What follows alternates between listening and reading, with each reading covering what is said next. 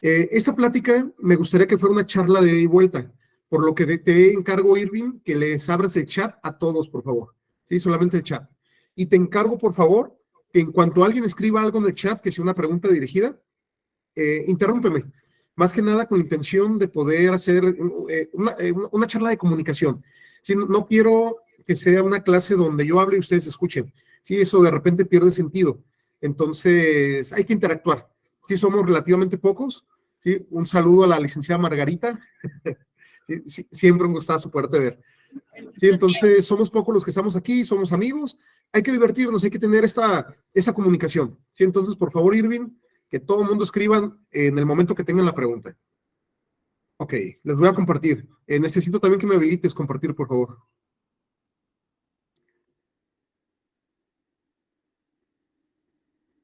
Ok, perfecto. Pantalla completa. Vamos aquí a compartir.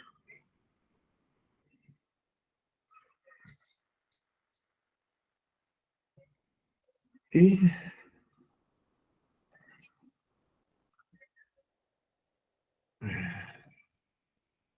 aquí, presencia con diapositivas. Ok. Hoy vamos a hablar del ofrecimiento de la prueba informática, pero vamos a hablar de la realidad mexicana.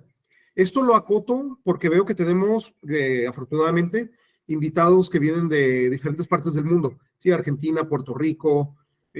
Nosotros estamos transmitiendo desde Zapopan, Jalisco. Entonces, pues de entrada, bienvenidos a todos. La plática la voy a intentar hacer lo más general posible, pero sí se va a adaptar un poco a la legislación mexicana. El objetivo de la prueba tiene que ver más con la intención pericial, más que jurídica. Sin embargo, sí voy a tocar temas que son de carácter jurídico, que le pueden interesar a los abogados. Y voy a intentar ser lo más generalista posible para que cada uno de los que estén con nosotros, de diferentes países, pues tengan la oportunidad más o menos de redactar las ideas generales a su realidad. ¿Sí? Entonces, iniciamos. Ofrecimiento de la prueba informática. Ya llevamos muchos años en que muchas aplicaciones están tomando datos, y muchos datos de nosotros. Esos datos en general son datos que tienen que ver con amores, con desamores, con pláticas entre personas, con promesas de compras, promesas de ventas, amenazas, fraudes, etcétera. Esos datos entran en muchísimos aplicativos diferentes. ¿Sí? No solamente dependen del celular, ¿sí? Que si bien es la fuente de información o de evidencia digital de las más importantes jurídicamente hablando, también tenemos mucha información que parte a partir, perdón, que sale a partir de los equipos de cómputo y los programas o las páginas de navegación a las que se conectan. ¿Sí? Hemos tenido algunos casos de fraudes bancarios, por ejemplo, donde el fraude se hace a través de una página de internet. Sí, esas páginas, por ejemplo, cuando van a comprar un boleto de avión, que ustedes se meten a la página, al portal de una empresa y meten datos sensibles de su tarjeta, ¿sí? Como el número de tarjeta, como la fecha en que se va a cancelar esa tarjeta, como el CBB. Sí, entonces hay datos en muchos lugares importantes. Actualmente no solamente ahí encontramos los datos digitales, también los podemos encontrar en lo que se conoce como Internet de las Cosas. ¿Sí? Por ejemplo, ya tenemos focos inteligentes que están conectados a Internet y que están agarrando datos de caché. ¿Sí? Normalmente los conectamos a través de dispositivos como Alexa, y si nosotros le decimos a Alexa que se conecte, que me diga cómo hacer una bomba, etcétera, muchos de esos datos de caché también se están conectando a todos los sistemas IoT que están conectados a Alexa. Entonces, si nosotros no tenemos Alexa, posiblemente podríamos obtener algunos datos de importancia de un foco, de un foco inteligente, podríamos obtener datos de importancia de una lavadora inteligente, de un televisor inteligente. Sí, entonces, esa parte se ha vuelto muy interesante, sí, en los últimos años por toda la conectividad que el ser humano está teniendo. Y eso hace que los abogados volteen hacia la evidencia digital y empiezan a analizar ya de una manera concienzuda, de una manera seria, qué tanta de esa evidencia va a servir para un caso en particular. ¿Sí? ¿Qué tanto del mensaje de WhatsApp, qué tanto de la página de internet o del perfil de redes sociales? Sí puedo extraer información para poder acreditar algo. ¿sí? Una relación familiar, que mi cliente tiene, o más bien que el cliente de la contraparte tiene más dinero del que está diciendo y no quiere pagar alimentos, alegando que no tiene trabajo, pues sin embargo, todas sus fotos en redes sociales demuestra que sí tiene dinero.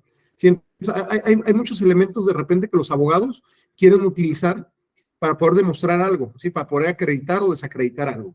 Y esa parte es importante. ¿Por qué? Porque ese es el punto común que existe entre la informática forense y el derecho. ¿Sí? Tal vez en hace 4 o 5 años, ambas materias podrían parecer antagónicas. ¿Sí? Es decir, es que el derecho que tiene que ver con la informática. Actualmente ya es muy claro para los juristas, para los litigantes, que la informática y el derecho van de la mano como un equipo muy poderoso en muchísimos asuntos. ¿Sí? Entonces, nosotros como peritos tenemos que preocuparnos por ser cada vez más completos al momento de hacer extracciones, poder garantizar la integridad de datos para que el abogado pueda judicializar esos datos y tengan algún valor probatorio. Entonces, esa es la parte que a nosotros nos interesa y es la parte que a nosotros nos importa aquí. Primera pregunta. ¿Se puede judicializar toda la evidencia digital? Sí, perdón, ando un poquito resfriado. Esta pregunta es importante porque al momento de que estamos haciendo trabajo forense real, llegan muchos abogados con muchas necesidades diferentes. Sí, hay veces que quieren judicializar evidencia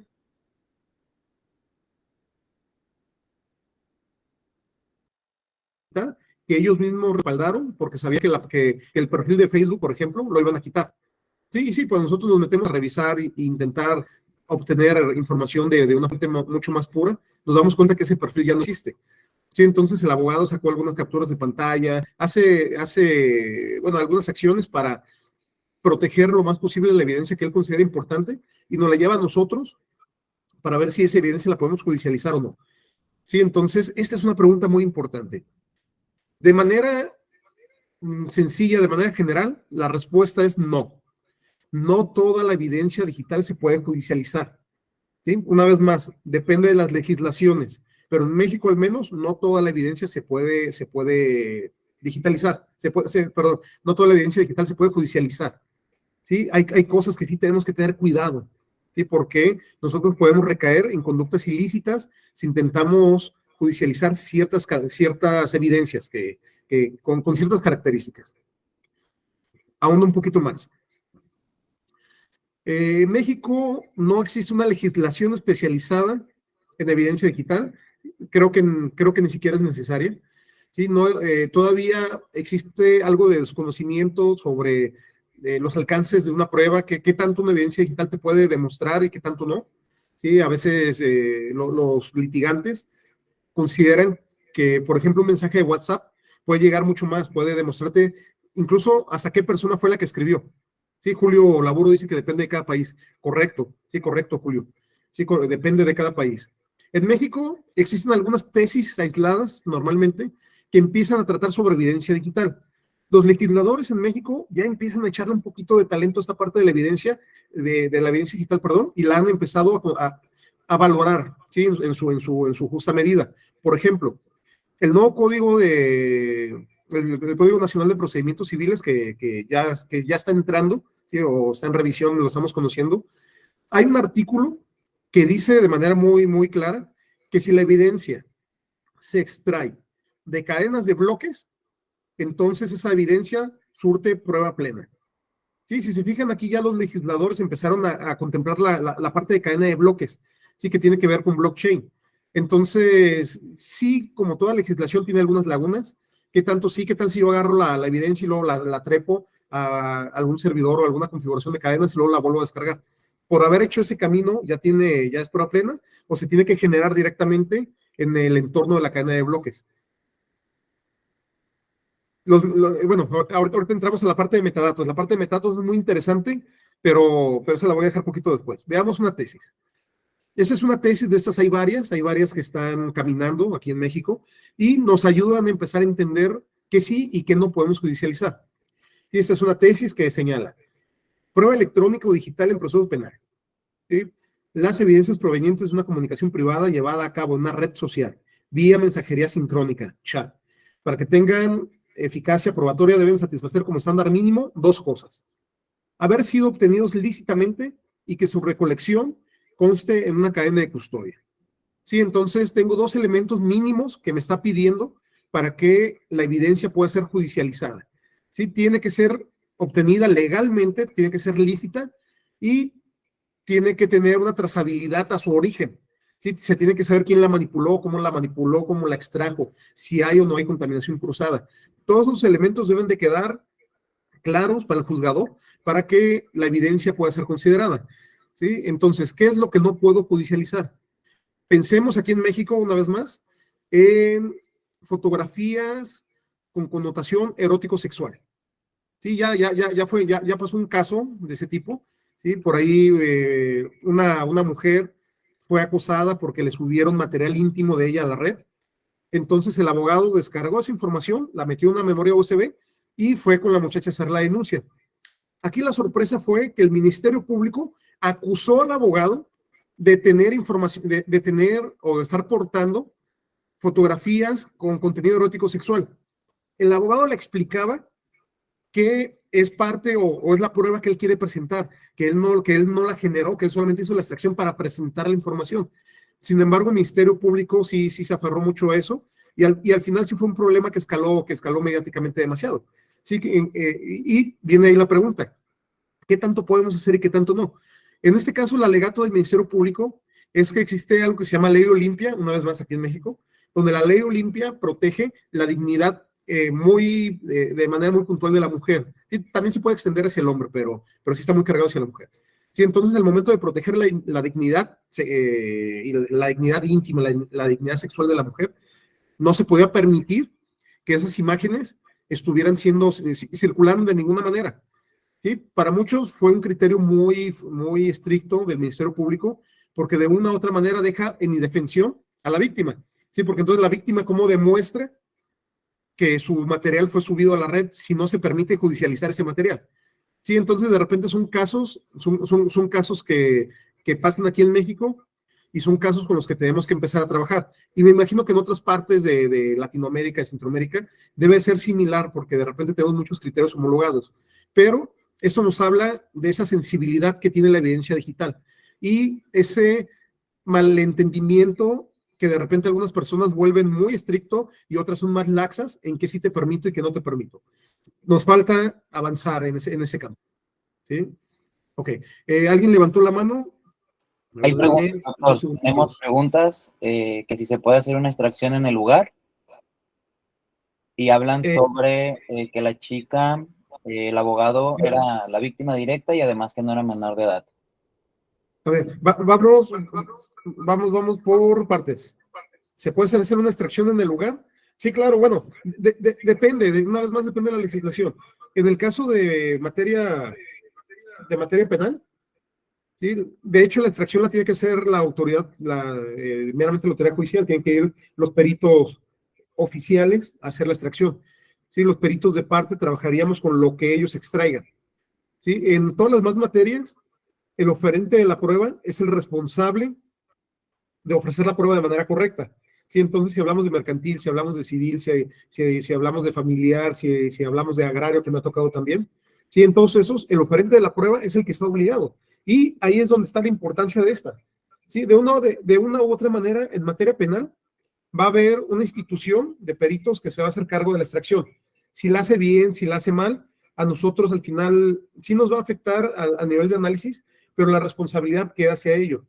Sin embargo, si hablamos de todas las demás materias, la responsabilidad es nuestra. ¿Sí? Así en el sentido estricto no poder decir, no, la responsabilidad es del abogado, pero la realidad es que los peritos trabajamos de la mano con los abogados. Entonces es una responsabilidad compartida, al menos moralmente, que tenemos con ellos, de poderlos asesorar para hacer las extracciones y hacer todo el acopio de información de evidencia digital de la mejor manera posible. ¿Sí? Entonces, esa es la importancia de eso. ¿Sí? ¿Qué pasa en materia penal? No se preocupen, esa parte va a caminar con fiscalías. ¿Qué pasa en todas las demás materias, que son la mayoría? Ahí es donde nosotros entramos y ahí es donde nosotros tenemos que ser buenos. David dice, debió haberle presentado a la chica, no el abogado, porque es la víctima. Además, no es menor de edad. Posiblemente, licenciado David. Aquí el punto es que nadie se esperaba eso. Sí, la realidad presentar evidencia que tiene que ver con cuestiones eróticos sexuales es relativamente común. Sí, de algunos años para acá, se ha dado mucho eso de que mucho material se sube a la red. Entonces, ahora sí que el abogado fue más como por costumbre. Pero sí, creo que en el fondo tú tienes la razón y creo que en el fondo eso hubiera sido una manera muy buena de haber presentado la evidencia. Entonces, igual, tomo nota de eso por asuntos que me toca de repente platicar con abogados. Igual le voy a dar una revisada a lo que estás proponiendo, pero creo que tiene mucho sentido.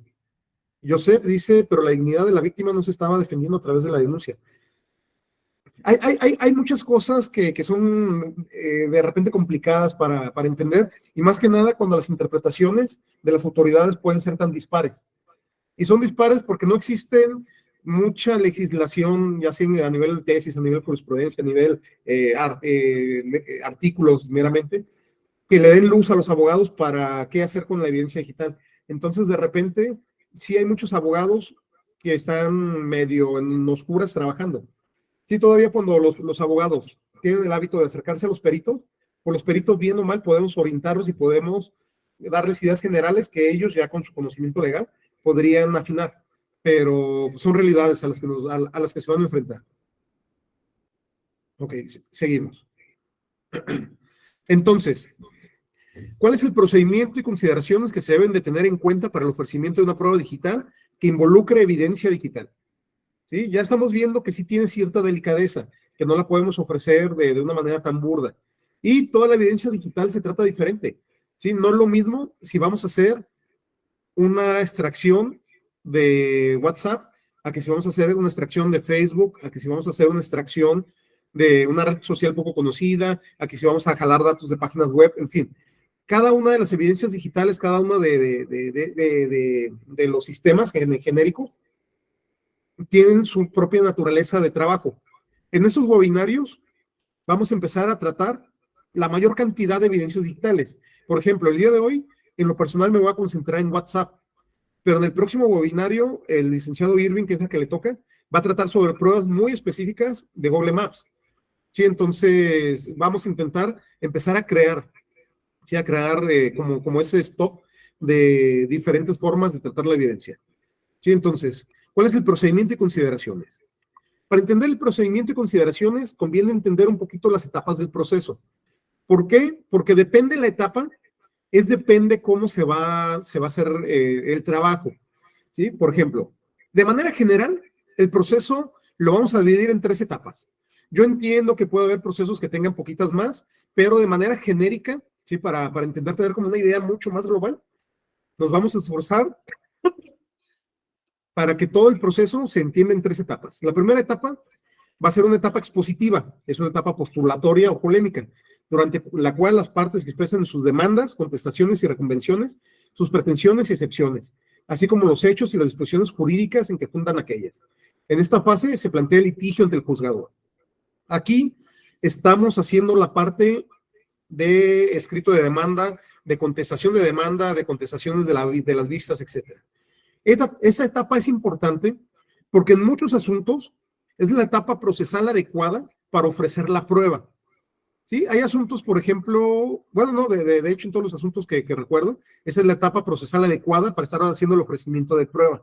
¿Sí? Aquí es donde si tú ofreces mal la prueba, pues no va a poder demostrar esa prueba lo que tú quieres demostrar.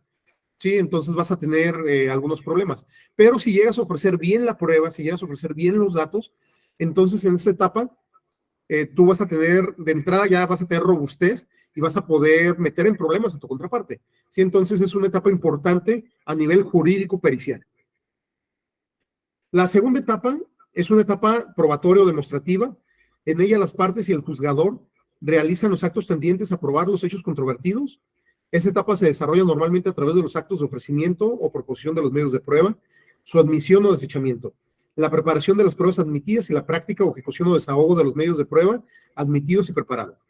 Como pueden ver, en esta etapa es donde el perito va a desahogar la prueba. ¿Sí? En la primera etapa es donde se ofrece. En esta etapa es donde la vamos a desahogar.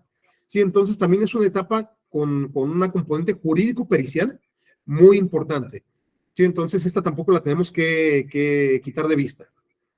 La tercera etapa es la conclusiva, sí, muy similar a la llamada de juicio en el proceso penal. En esta etapa, las partes expresan sus alegatos y conclusiones respecto de la actividad procesal procedente, y el juzgador también expone sus propias conclusiones en la sentencia, poniendo término al proceso en su primera instancia. Ok, 3 etapas. En el sentido más estricto, los peritos podemos participar con el abogado en las 3 etapas. Sí, en la primera etapa lo vamos a ayudar a ofrecer la prueba de manera correcta. En la segunda etapa, vamos a desahogar en el dictamen. Y en la tercera etapa, en caso de ser necesario, nosotros vamos a poder apoyarlo en la parte que tiene que ver con los alegatos, al menos en la parte técnica. Sí, recuerden que los alegatos, en ese caso, el abogado, el litigante, va a meter un poco de lo que desahogó el perito de la contraria y el perito que él propuso. Sí, entonces se puede hacer un alegato apoyando, sí, desvirtuando algunas conclusiones que sean laxas, que no tengan sustento de la contraparte, y fortaleciendo las que uno haya hecho de manera correcta. Entonces, es una etapa importante y en las 3 podemos participar. Cuando hablo de perito, me estoy refiriendo al perito de parte, al perito privado, ¿sí? Y yo quiero pensar que la mayoría de aquí tendemos a hacer eso, tendemos a ser peritos privados. A ver, Josep Cosillo dice, yo creo que en México existe la ampliación de plazo constitucional y la duplicidad de plazo constitucional, que es un derecho exclusivo para el imputado donde la fase inicial se puede ofrecer las evidencias en primera etapa de desahogo probatorio, pero como se realiza conforme al perito informático. Sí, totalmente. Como te digo, puede haber más etapas, pero de manera muy genérica, esas son las 3 etapas en las que podríamos englobar todo, ¿sí? Entonces, más o menos no funciona. Si ustedes son o pretenden ser peritos judiciales, o peritos privados, entonces esta parte es importante para saber en qué etapa vamos a presentar. Normalmente el perito judicial va a participar en el sentido más estricto solamente en la segunda etapa. Los peritos privados tenemos la fortuna de poder estar avanzando en las 3 al lado del abogado. ¿Sí? Entonces, eso también a nivel juicio te da algunas ventajas. Todavía, el Código Federal de Procedimientos Civiles, en su artículo 210A, habla sobre la evidencia digital, y esa es una referencia muy importante aquí en México para poder trabajar la evidencia. Se reconoce como prueba la información generada o comunicada que conste en medios electrónicos. ¿Sí? Creo que esa parte no tiene mucho problema.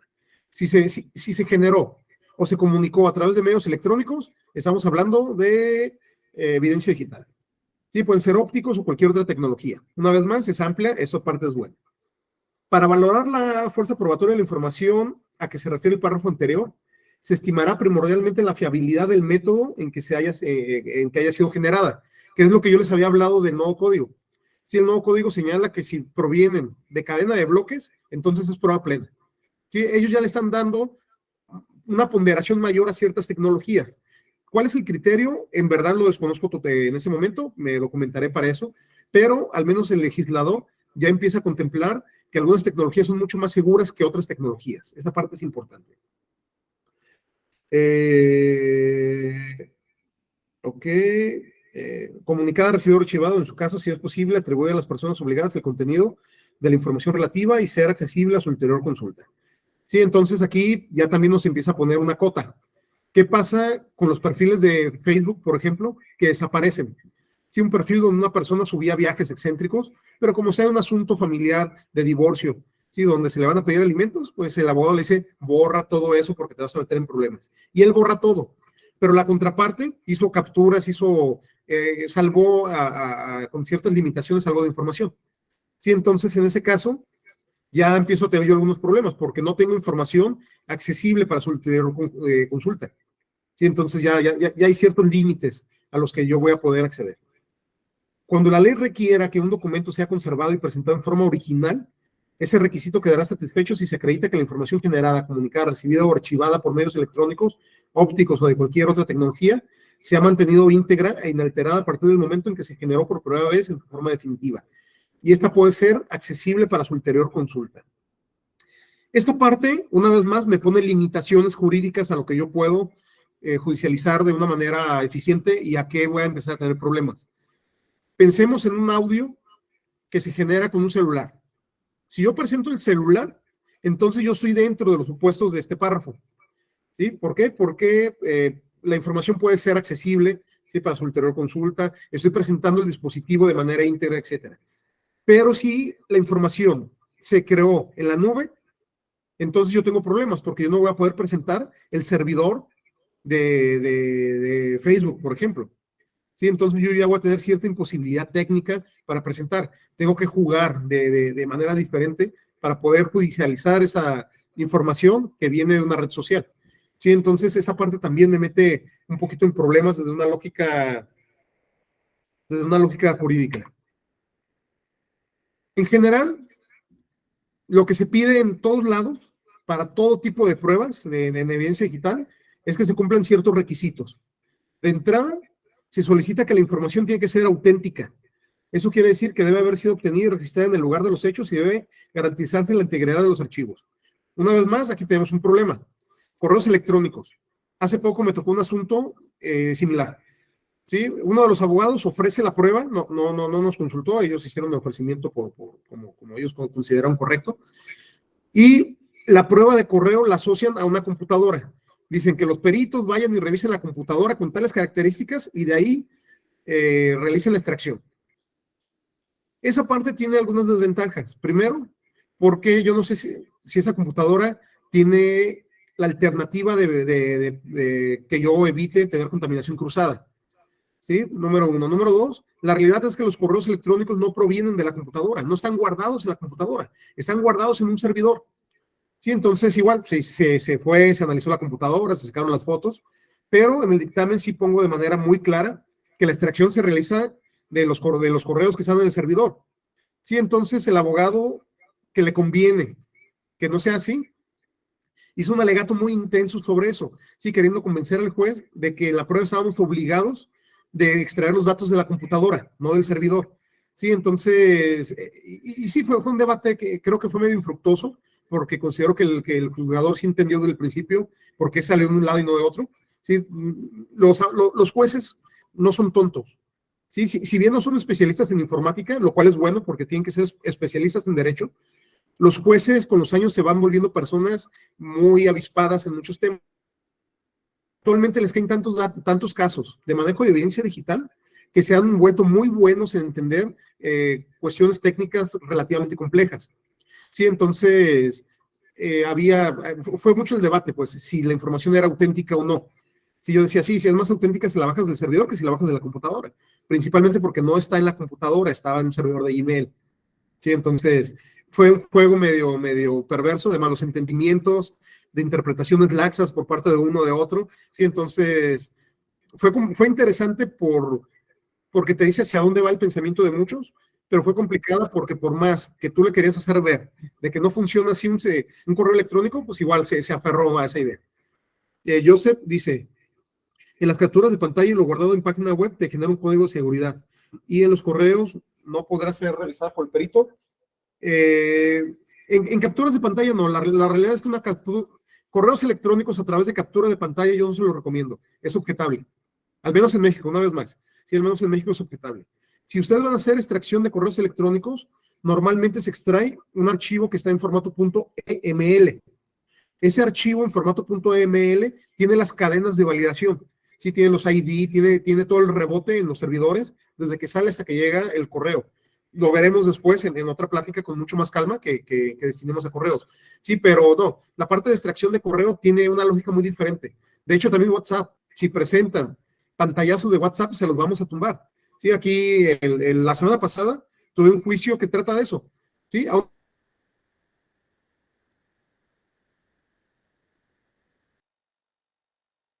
y la llega con una fe notarial y dentro de la fe notarial está embebido un informe pericial.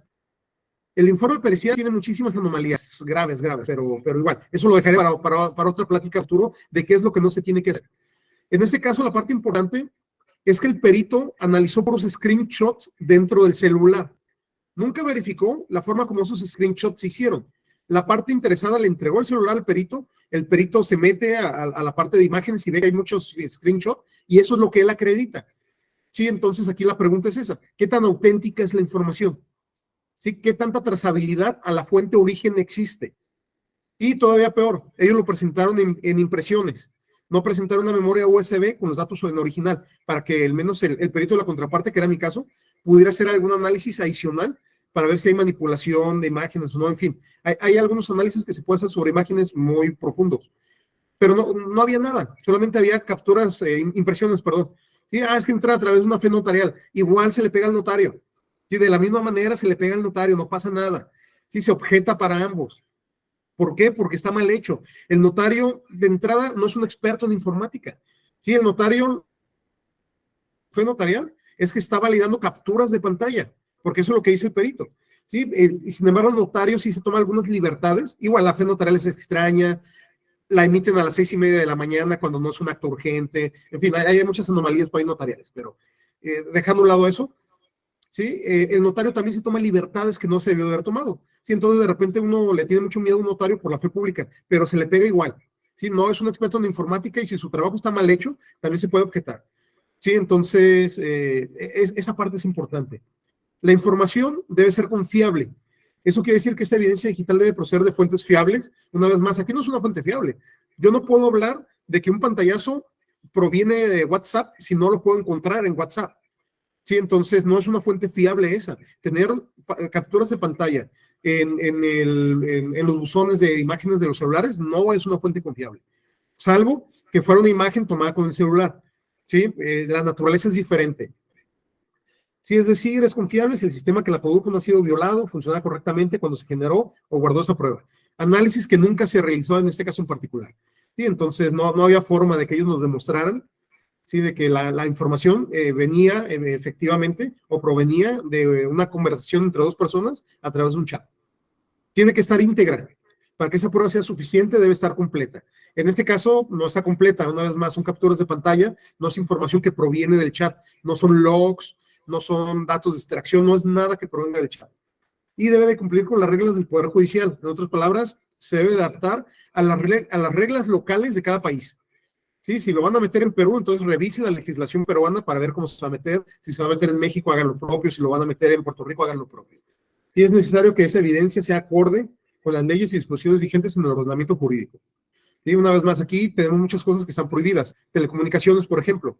Para nosotros, judicializar telecomunicaciones es muy complicado. Y es complicado porque las telecomunicaciones son muy restringidas en México, están muy protegidas. Entonces, si se ofrece un audio que proviene de la grabación de una llamada y el que ofrece no aparece en el audio participando, entonces no lo puede ofrecer. ¿Por qué? Porque es una violación de los derechos de las partes que sí están participando en el audio. Sí, entonces si yo soy el vecino chismoso que graba a las personas que están peleando y el abogado llega conmigo y me dice, oye, préstame el video o préstame la comunicación, y no se acredita que el que lo grabó participó, entonces esa... ¿Sí? ¿Es justo, es injusto? ¿Quién sabe? Pero a fin de cuentas es la ley. Sí, entonces tenemos que apegarnos a la legislación tal cual. Y como esa tenemos algunos problemas sobre manejo de evidencia digital. ¿Cómo participa el perito en cada etapa del proceso? Me voy a ir un poquito más rápido por los tiempos, perdón. En la primera etapa, en la etapa que tiene que ver con la parte expositiva, con la parte postulatoria, con donde una de las partes va a ofrecer una demanda, la otra va a contestar y va a haber contestaciones de vistas, etcétera. En esa etapa nosotros podemos participar apoyando al abogado en la preparación adecuada de la prueba. ¿Sí? Esa parte es importante. Nosotros tenemos que apoyarlo aquí. ¿Sí? Aquí nosotros no participamos activamente a nivel de juicio. Nuestro nombre no va a aparecer. ¿Sí? Lo más seguro es que solamente estemos señalados como peritos para una etapa posterior, pero en general no vamos a aparecer.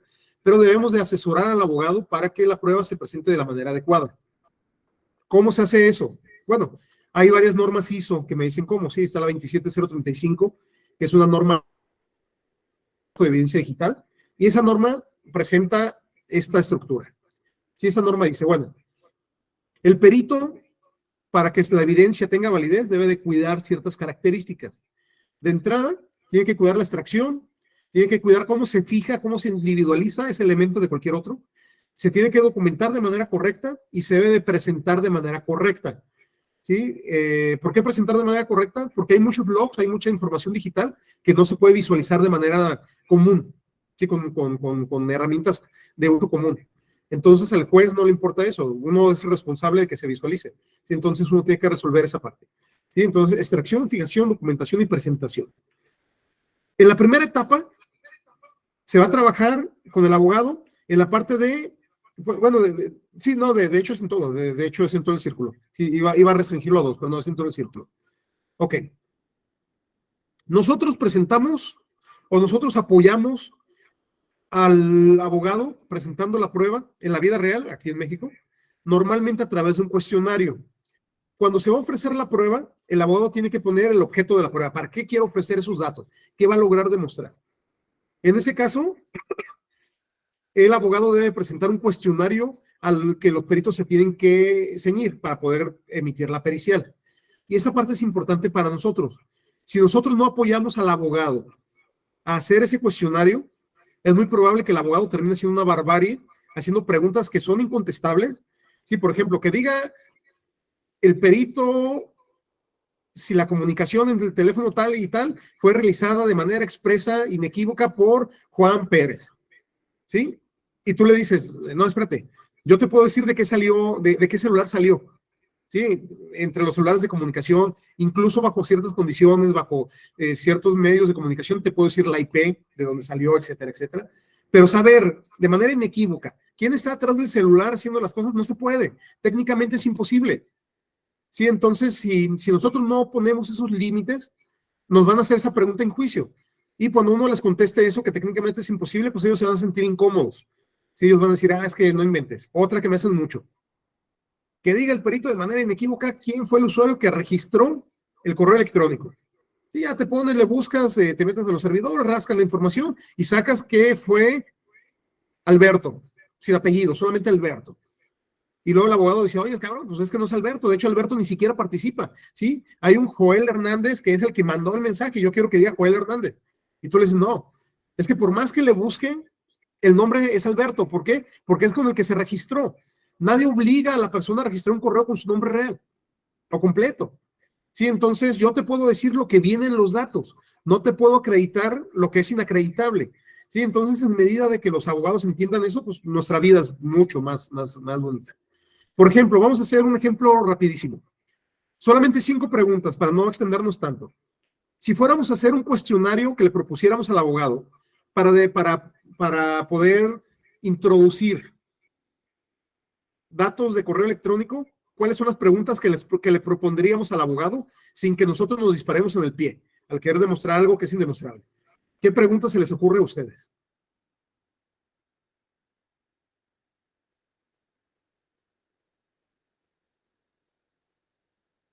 A ver, anímense. ¿Qué pregunta harían para poder demostrar que esos datos provienen de una fuente de origen confiable y que el contenido no está alterado, que es lo que se quiere demostrar normalmente? Sí, normalmente cuando se trabaja con correos, lo que los abogados quieren demostrar es quién lo envió, quién lo recibió. Es a qué hora se envió y qué día y cuándo se recibió. Es si los datos están alterados o no.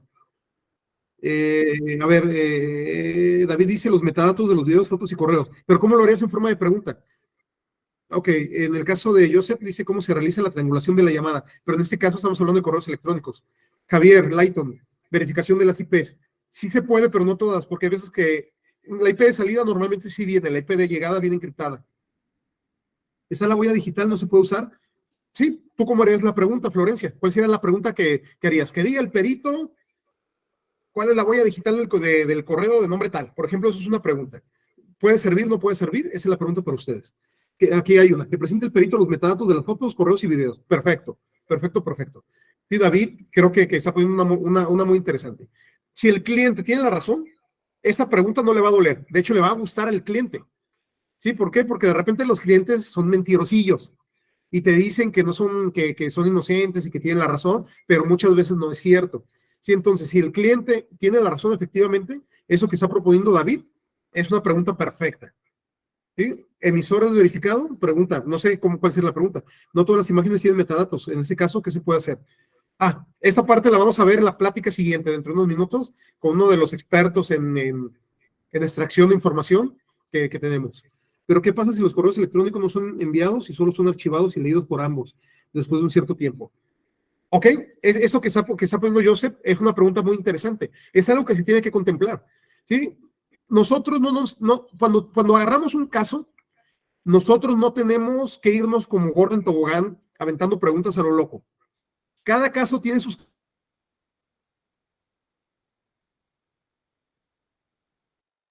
Nosotros, cuestionario estándar para cualquier caso de correos electrónicos, va a llegar el momento donde vamos a cometer errores, ¿sí? Lo ideal siempre es, ok, pásame la demanda, déjame tener acceso a los datos antes de judicializarlos, ¿sí? Para poder empezar a trabajar con ellos, ver qué hay, qué no hay, y a partir de ahí poder hacer un cuestionario más a la medida, ¿sí? Entonces, esa parte es importante porque nosotros vamos a introducir parte de la prueba a partir del cuestionario, ¿sí? Parte, no toda. Entonces, seguimos trabajando. Ok. La siguiente etapa tiene que ver con la etapa probatoria y tiene que ver con la etapa pericial. Todo lo que nosotros dijimos que íbamos a contestar en el cuestionario, todo eso lo tenemos que contestar. ¿Sí? Si nosotros hicimos un mal trabajo y hacemos preguntas complicadas, extrañas, que no podamos contestar, al final nosotros somos los que vamos a ir a dar la cara frente al juez de una serie de barbaries que no podemos contestar. Y eso le va a afectar a la parte que representamos. No se trata de hacer dictámenes a modo. ¿Sí? Es que me está pagando, por lo tanto tengo que hacerlo a modo. No, nunca, por nada del mundo. Sí, tenemos que ser profesionales y tenemos que decir lo que es. Pero tampoco se trata de que le disparemos en el pie al abogado por hacer las cosas a lo pachalote. ¿Sí? Si hay cosas que se pueden demostrar, se van a demostrar. Si hay cosas que no se van a demostrar, pues no se van a demostrar. Es una de las características hermosas que tienen los dictámenes en informática. Son dictámenes muy técnicos. ¿Sí? Entonces, esa parte nosotros la tenemos que cuidar. Sí, y pues bueno, ya en general, pues un dictamen es una opinión de un experto, nosotros la vamos a ir a representar, sí, la vamos a ir a presentar, la vamos a ir a defender, y tiene algunas características, ¿sí? De entrada, pues el dictamen tiene que ser científico. Eso de amiliar, saber y entender, quítenselo de la cabeza. Sí, es una tontería de hace 40 años. Sí, hace 40 años podía operar eso de que amiliar, saber y entender. ¿Por qué? Porque a nadie le importaba. Ahorita no es así. Ahorita los dictámenes tienen base científica y base técnica. Sí, yo lo puedo decir, el correo electrónico sí es legítimo y no tiene alteraciones, primero, porque lo estoy descargando de la bandeja de Gmail, número 1. Número 2, porque por mi leal saber y entender, no tiene alteraciones. No, son dos tonterías grandísimas. Sí, baja el correo bien y haz análisis serios, análisis formales. Sí, defiende lo que estás diciendo. El dictamen tiene que ser objetivo. Eso quiere decir que tenemos que evitar todo lo que no lleve a responder el objeto de las preguntas. ¿Sí? No avienten verborrea, no avienten historias, no avienten cosas extrañas. Tenemos que enfocarnos en contestar. Tiene que ser ético, una vez más. No porque nos estén pagando significa que vamos a estar del lado de nuestro cliente. Nunca, por ningún motivo. Pierdan al cliente. Es mucho más sano para ustedes. Si no permitan que un cliente los presione. ¿Sí? Si los presionan, renuncien al cargo. En mi caso, y no solo en mi caso, en el caso del despacho, de repente los clientes quieren ponerse como muy caprichosos en todo lo que quieren que demostremos, y nosotros normalmente hablamos con ellos antes de aceptar los casos. Si les decimos, ¿sabes qué? Aquí tenemos tal cosa, vamos a llegar aquí, sí, aquí no vamos a llegar, aquí nos van a pegar. Y ya nos quitan, no volvemos a ver al cliente. Sí, entonces dele gracias a Dios, los clientes no son buenos clientes. ¿Sí? Y tiene que ser didáctico. Una vez más, recuerden que el dictamen va dirigido a un juez, va dirigido a colegiados, ¿sí? A magistrados. Ellos no son expertos en informática y no tienen por qué serlo. Ellos tienen que ser expertos en derecho. Si nosotros ya estamos en el mundo judicial, lo menos que podemos hacer es retransformar un lenguaje técnico complejo a un lenguaje que pueda ser entendido por cualquier persona. Y eso no lo digo con la intención de subajar la inteligencia de los jueces o de los litigantes, para nada. Sí, hay jueces y litigantes muy brillantes. Esto va más con la intención de que nosotros tenemos que darnos a entender. ¿Sí? No tenemos que ponernos a buscar innecesariamente terminajos para que ellos vayan a armar la idea general. Nosotros tenemos que ser claros con lo que estamos diciendo. ¿Sí? Entonces, la parte didáctica es muy importante. David Edgardo dice, ahora es a mi conocimiento y experiencia porque no se basa en lo empírico, sino en lo científico. Ahora se aplica la máxima de la experiencia. No creo, no creo, David, que se aplique la máxima de la experiencia en este tipo de cosas. Yo sigo creyendo que tiene que ser con pruebas formales y estrictas para poder demostrar cada cosa. Sí, si yo digo, hay una máxima de la experiencia que me dice que todos los sistemas son vulnerables y no justifico con un puño de datos para demostrar que esa página en particular, ese día en que ocurrió el hecho en particular, es vulnerable, sí me van a poder pegar en juicio. Yo lo haría. Sí, yo le pegaría, yo le pondría una arrastrada al perito que me pusiera eso y yo fuera el que tuviera la posibilidad de interrogarlo. En México de repente podemos los peritos participar en mayor o menor medida asesorando a los abogados para interrogar. Sí, entonces yo sí no, esa para mí es una puerta con un letrero que dice pégame. Sí, entonces no, yo no creo que la máxima de la experiencia deba de imperar, porque las máximas de la experiencia fallan, ¿sí? Y son evolutivas. Una máxima de la experiencia hace 20 años no es la misma que ahorita, y yo la puedo jalar. Sí, entonces, no, eso es un problema. Yo vuelvo a lo mismo, me iría a pegarle con todo lo que tuviera. Vamos a ver un ejemplo rápido de cómo ofrecer datos de WhatsApp. ¿Sí? Esto es importante porque ustedes ya lo van a poder ofrecer en la vida real. Ok. Nosotros tenemos que hacer una extracción de información. Para la extracción de información tenemos muchos métodos, muchas herramientas, muchas formas de hacerlo. Es cuestión de gusto, ¿sí? Y es cuestión de saber o de saber cuál te da más información y cuál te da menos. ¿Sí? Si nosotros tenemos algo de dinero y queremos inyectar dinero a nuestro trabajo, pues una herramienta para poder hacer extracción de WhatsApp puede ser Mobile Edit. Sí, es una herramienta que no es mala, es una herramienta, a mi punto de vista, sí es algo cara, sí, esa parte medio pega, pero pues es una herramienta funcional que resuelve el problema. Si ustedes dicen, ¿sabes qué? No le quiero meter tanto dinero a esto. Ok, pues entonces váyanse a software libre, tenemos muchísimas herramientas libres que nos pueden ayudar exactamente a hacer eso. Sí, tenemos herramientas embebidas dentro de Kali Linux, dentro de Parrot, sí, que son sistemas que están enfocados a cuestiones de seguridad y cómputo forense. Tenemos Kane, que es otro sistema que también funciona muy bien para eso. Sí, y si tenemos una versión de Linux, pues podemos cargar las herramientas, echarlas a andar y utilizarlas. Sí, entonces hay alternativas. ¿Qué es lo que nosotros tenemos que evitar? Tenemos que evitar la contaminación cruzada. El problema más grande de la parte que tiene que ver con la extracción es la contaminación cruzada. Por ejemplo, llega una persona en la calle y graba un video. Esa persona llega con el abogado y le dice al abogado, mira abogado, aquí tengo un video, en este video están golpeando a mi hermana, queremos proceder penalmente, etcétera, etcétera, etcétera. Ok. El abogado le dice, ¿sabes qué? Pásame el video. Entonces, el cliente le pasa el video al abogado. De entrada, ahí ya tenemos un salto de equipo celular. Sí, del celular del cliente al celular del abogado. Luego el abogado ya ve el video 1, 2, 3 veces, más o menos agarra una idea de teoría de caso y habla con el perito. Dice, fíjate, perito, que tengo un asunto donde quiero que analices la integridad de un video, su fuente de origen, etcétera, etcétera. Te lo mando. Y mandan ese video. Entonces ya tenemos un segundo salto, del celular del abogado al celular del perito. Luego el perito es un perito de malos hábitos. ¿Sí? Si tú, como perito, haces una doble extracción exactamente de lo mismo y en una le pones una carpeta que se llama original y esa carpeta es intocable y en otra carpeta que es la doble extracción, no una copia, una doble extracción, le pones análisis y es con la que tú vas a trabajar sin tocar la de original, tú podrías tener datos más puros para poder meter en tu dictamen en su momento, porque cada que tú abres el video, pues se va a empezar a meter metadatos. Sí, te va a empezar a dar algunos pines que tienen que ver con manipulación de información, etcétera, etcétera, etcétera. Sí, entonces la información se va contaminando. Cuando tú quieres saber de qué celular salió, va a estar bien canijo. ¿Sí? ¿Por qué? Porque ya hubo tantos saltos, hubo tanto movimiento que la información se empieza a perder. Sí, entonces esa parte es importante. Se tiene una pregunta en el chat. Acá me dicen, ¿manda? Se tiene una pregunta en el chat. Preguntan que qué pasa si se alteran los metadatos con las aplicaciones por no tener sistemas de encriptación. La imagen forense no debe de hacerse bit a bit. Sí, definitivamente una imagen forense se tiene que hacer bit a bit. Perdón. Hay información que se puede extraer de otra manera, depende de lo que quieras demostrar, pero normalmente lo recomendable, la parte más pura de la información es bit a bit. Si yo no tengo posibilidades, hay algunas posibilidades para ciertas extracciones, no para todas, depende, una vez más, cada cosa depende de la naturaleza de lo que quieras hacer con ella y de la naturaleza de donde proviene. Pensemos en esta misma. Hay otra forma de hacer extracciones, no tan buena, no tan mala, de repente te mete ruido, de repente hay bemoles que tienes que considerar, pero que para algunas cosas te puede servir. Y es el sistema de extracción que el mismo chat de WhatsApp te puede ofrecer. Hay abogados a los que solamente les interesa salvar el contenido del mensaje. ¿Sí? Quieren salvar ese contenido del mensaje porque así lo necesitan y no quieren todo el chat.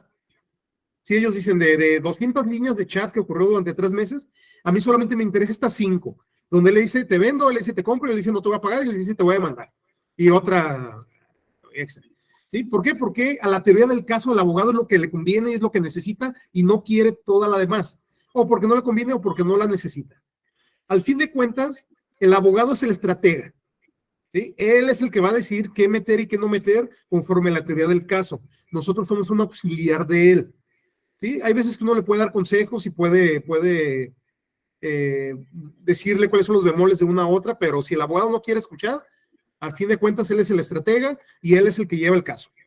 ¿Sí? En este caso en particular, cuando estamos hablando de pedazos de WhatsApp, hacer una extracción bit a bit pierde de repente algo de sentido porque la extracción me va a extraer todo el chat. ¿Sí? Entonces, si yo solamente quiero traer, y luego, si me trae todo el chat y yo lo corto, esa extracción bit a bit pierde sentido también. ¿Sí? Entonces, si el abogado solamente quiere un pedacito de eso, entonces tenemos que concentrarnos en eso. Y nos tenemos que preocupar, bueno, esta es un ejemplo de extracción de los correos electrónicos. ¿Sí? Se hace a través de ML, pues se salvan algunas cadenas y algunas validaciones, y hacia abajo, pues están todos los metadatos.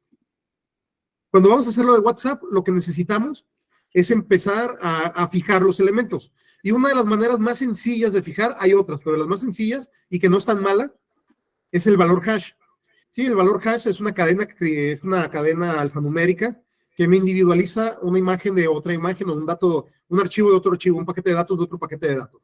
Aquí yo tengo dos imágenes. En vez de ponerme a analizar las 5 diferencias de cada imagen, pues yo le saco los valores hash a una y a otra, y al ver que son radicalmente diferentes, me doy cuenta que son imágenes diferentes.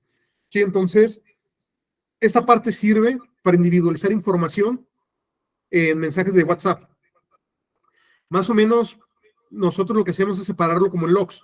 Sí, un programita en Python, metemos toda la parte de la extracción, nos separa muchos archivos por cada línea de comunicación, nos está separando, ¿sí? Lo que viene siendo el log de comunicación entre cada línea, y si el abogado quiere solamente meter 5 o 6 o 10 o 100, pues nosotros lo que hacemos es la fijación de cada una de esas de manera independiente. ¿Sí? Tal vez exista una manera mucho más avanzada para hacerlo, pero esa manera nos ha funcionado muy bien y es muy clara también para la autoridad. Entonces, nos ha permitido trabajar pedacitos de mensajes de WhatsApp y poder crear cadenas de custodia relativamente ordenadas, ¿sí? Sobre los mensajes que se están metiendo. Sí, una vez más, en cadena de custodia también a veces el abogado no quiere toda la extracción. Si fuera asunto penal, nos vale, porque la parte penal sí exige ciertas características, hay normas para generar una cadena de custodia. Pero en todas las demás materias, la cadena de custodia como si no existe. Entonces nosotros tenemos que agarrar un análogo, ¿sí? de la parte penal y readaptarla a la parte que se necesita, materia civil, materia familiar, etcétera. Sí, mercantil. Entonces nosotros ahí hacemos las readaptaciones, hacemos la fijación lo más puro posible, acreditamos que no hay información cruzada, etcétera. ¿Sí? En este caso no me meto con los metadatos porque solo son pedacitos lo que él quiere, 3, 4 líneas. Entonces no nos queda otra más que fijar la información de esta manera. Y nos ha ido bien, ha pegado muy bien. ¿Sí? Una vez más, tal vez no sea la más técnicamente formal y correcta, pero para niveles jurídicos nos ha funcionado de manera perfecta y no hemos tenido problemas. ¿Sí? Una vez más, el cuestionario, ya no me meto al cuestionario porque ya estoy robándole minutos a mi compañero. La presentación, toda la evidencia digital cuando se va a meter a juicio, o sea, en la primera etapa del proceso, se tiene que meter en la parte impresa, que más que nada tiene que ver con la cadena de custodia y los datos que se están metiendo, que están fijando, etcétera, y se tiene que meter a través de un dispositivo USB de preferencia, si ya no metan CD, ya no sean malos con nosotros, tiene un dispositivo USB donde venga la información que estamos integrando a través de la documental impresa. Sí, entonces, si algún abogado presenta evidencia digital solamente en impreso, se la van a objetar. Y es un problema. Si esa parte la deben de entender como el foco rojo de saber cuándo se está haciendo bien y no. Si les han presentado en impresa y de manera electrónica en USB, para que cualquier perito pueda analizar, entonces se está presentando de la manera idónea. De lo contrario, se está presentando sesgada. Porque también de repente hay muchos que se agarran pantallazos, Facebook, pantalla, y te presentan una USB el puño de pantallas. Y como no las quieren imprimir porque son muchas pantallas, solamente dicen, y se anexa una memoria USB con pantallazo de Facebook. Sí, lo mismo. Entonces, ¿qué me garantiza que están bien descargados, que de dónde provienen? Hay muchas cosas por donde se les puede pegar. Sí, entonces, la parte de presentación es muy importante para poder, en la primera etapa, hacer que nuestra prueba sea estable y llegue más lejos. Conclusiones. La evidencia digital es importante, eso ya creo que todos la tenemos en claro.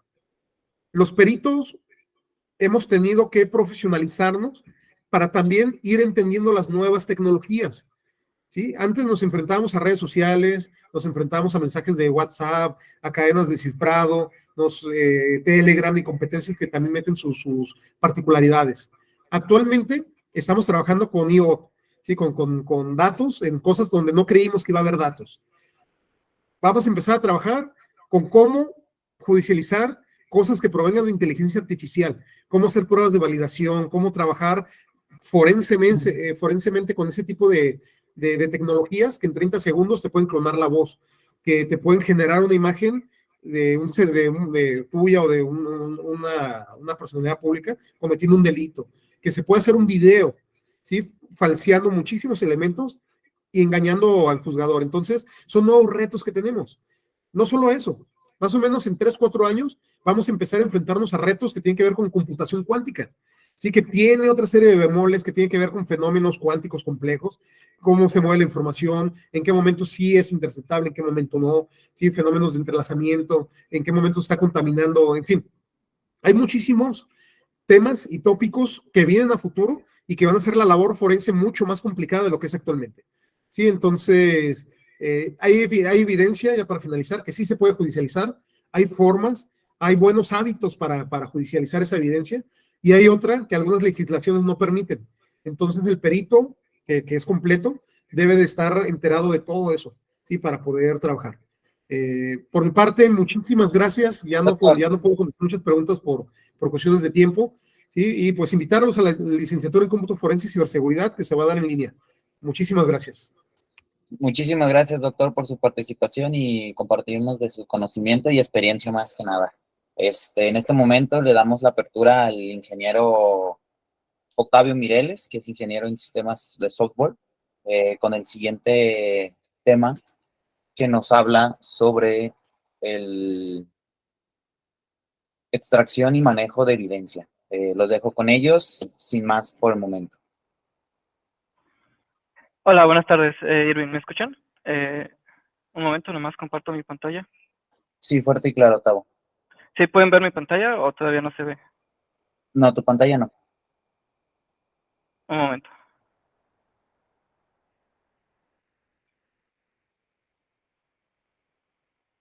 Ok, me parece que ya se puede visualizar mi pantalla. Buenas tardes, buenas noches a todos los que nos están escuchando el día de hoy.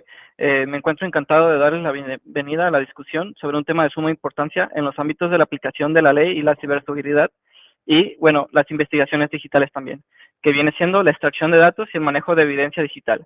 Y pues, bueno, más que nada en una era en que las interacciones y las transacciones digitales se han vuelto omnipresentes, las vemos en todos las acciones que realizamos con un día a día, incluso si no parece ser de esta forma, con el simple hecho de utilizar cualquier medio digital ya las estamos teniendo como parte de nuestro día a día. En este caso, la extracción y el manejo adecuados de datos y pruebas digitales se han convertido en factores fundamentales para garantizar la integridad de las investigaciones y los procedimientos legales. A diferencia de esta presentación con la que acabamos de tener con el doctor Ignacio Mar, en esta nos vamos a enfocar no tanto en el procedimiento legal, sino en cuanto a la forma de extraer la información, las formas que tenemos de extraer información, algunas de las herramientas, algunos de las complicaciones que se encuentran al momento de realizar todos estos procedimientos. Y todo esto con el mismo propósito, que es desentrañar delitos cibernéticos, investigar violaciones de seguridad o descubriendo información crítica de artefactos digitales. Esto como un token, incluso dispositivos digitales de último momento, como no sé si han llegado a escuchar del tal Clipper Zero, que nos ayuda a decodificar señales digitales de radiofrecuencia o analógicas.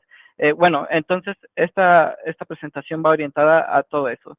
Y a lo largo de nuestro tiempo durante esta presentación también exploraremos los principios fundamentales que sustentan estas prácticas, los desafíos y las consideraciones que surgen, así como las implicaciones en el mundo real al momento de estar manejando toda esta evidencia digital.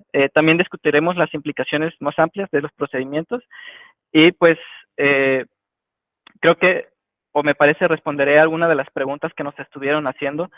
Por ejemplo, Vi como última pregunta, ¿qué pasa si se alteran los metadatos de las aplicaciones por no tener sistema de encriptación de imagen forense? También vamos a responder esa pregunta, pero posteriormente. ¿Sí se sigue viendo mi presentación? Nomás preguntas, sí, ¿verdad? Sí. Muy bien. Bueno, hablando de la extracción adecuada de datos y el manejo de evidencia, los cuales son críticos en varios contextos, incluyendo, pues, como ya se explicó, la aplicación de la ley y todo lo que conlleva, así como en la ciberseguridad y el análisis forense digital, que a pesar de que divergen un poco con respecto a la aplicación de la ley, también tienen un procedimiento bastante estricto para poder llevar este análisis. Y pues de la misma forma tiene un profundo impacto y le va a dar credibilidad e integridad a el éxito de esta investigación. Entonces, la extracción adecuada de datos y el manejo de evidencia en varios contextos. Tenemos, como ya se mencionó, el cumplimiento de la ley, que en este caso, pues es necesario, ¿no? Para la investigación criminal, extracción precisa y confiable de evidencia digital es requerida, ya sean correos electrónicos, mensajes de texto, datos de ubicación o incluso chats o conversaciones. También tenemos el contexto de la seguridad cibernética, o bueno, en este caso la ciberseguridad, que viene siendo la extracción de datos. En este caso, pues podría ser cualquier sistema que almacene o procese datos de alguna forma, incluso sistemas que no procesen o manejen datos, sino que simplemente sirven como un puente. En este caso estamos hablando de transacciones de red.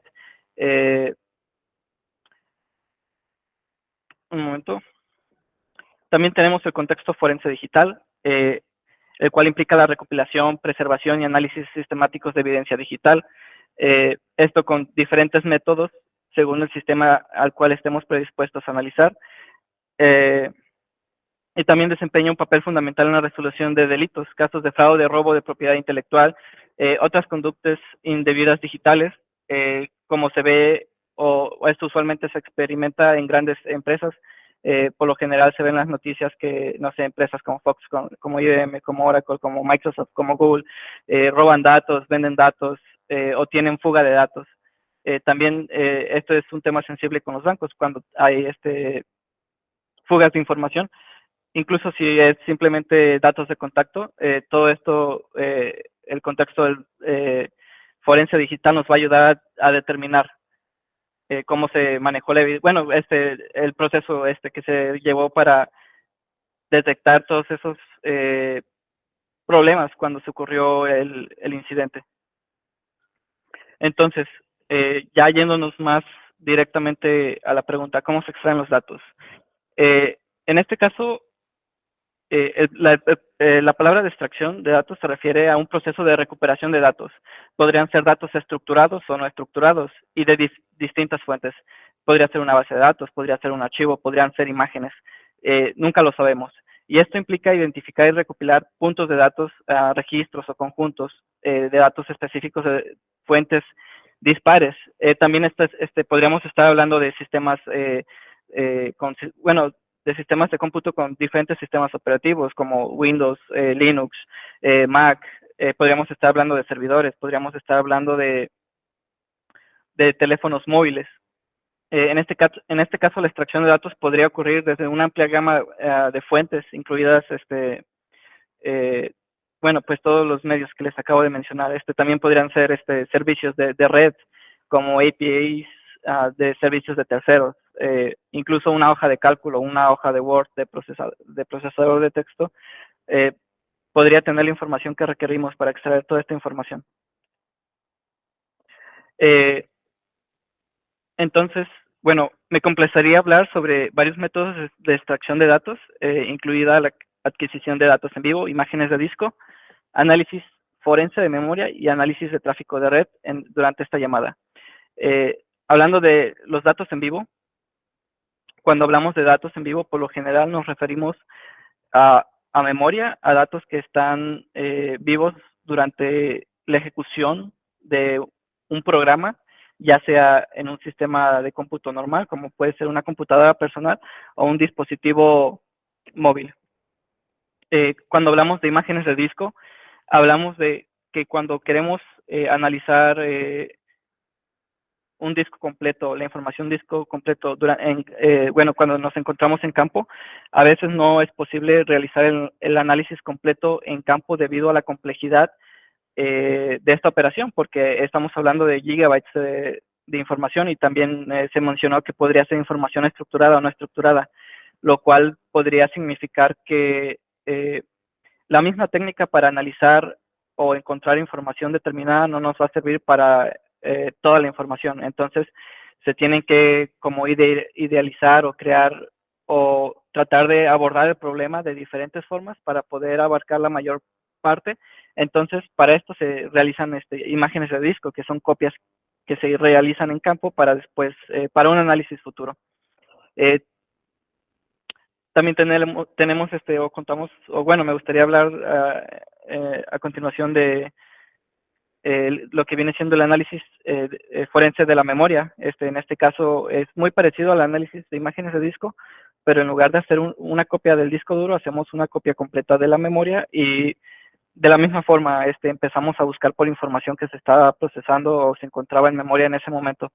Entonces, este tipo de análisis, a pesar de que no son tan comunes, sí son complejos y más porque a pesar de que estemos, no sé, ejecutando, imaginemos que estamos ejecutando la aplicación una aplicación del banco, cualquiera, la que se les ocurra, y queremos demostrar que nos están robando datos. Entonces, aquí lo complejo es que a pesar de que nosotros podemos hacer una copia de la memoria en ese momento para ver si nuestros datos son vulnerables por otra aplicación en ese momento, pues no necesariamente en el momento en el que nosotros hagamos la copia, va a ser vulnerable en ese momento. Entonces, estamos hablando de que durante estos procesos se generan cantidades extraordinarias de información. Estamos hablando de teras de información que se tienen que analizar mediante mecanismos automatizados con procedimientos que podrían ser conocidos o no conocidos. En este caso, dependería de lo que estemos buscando y de la técnica que quisiéramos aplicar. Y finalmente, también como parte de esta sesión, si nos alcanza el tiempo, me gustaría hablar sobre el tráfico o el análisis del tráfico de red, la cual se centra en capturar y analizar paquetes de datos intercambiados entre sistemas en una red.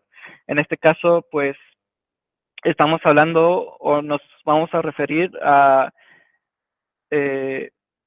bueno, cualquier dispositivo electrónico que tenga acceso a la red. Entonces, una computadora, un celular, servidores, aplicaciones que tengan alguna funcionalidad conectada con la red.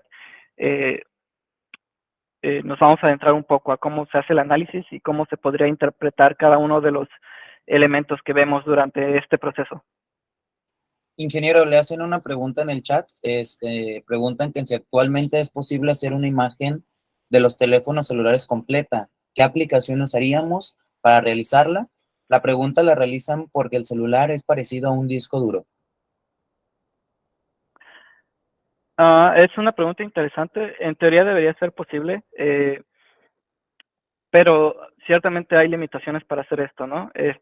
Por ejemplo, si hablamos ya sea de dispositivos Mac, en este caso Apple, o de Android, hay ciertas características que nos podrían ayudar a lograr este objetivo y también ciertas aplicaciones y procedimientos como podría ser alguna de las consideraciones es de si el dispositivo está ruteado o no está ruteado, si a través de, no sé, alguna herramienta de terceros, para esto tendríamos que hacer una investigación, es posible realizar este procedimiento mediante una conexión, no sé, mediante ADB, que es la herramienta para Android, y con el equivalente para iOS o los sistemas de Apple.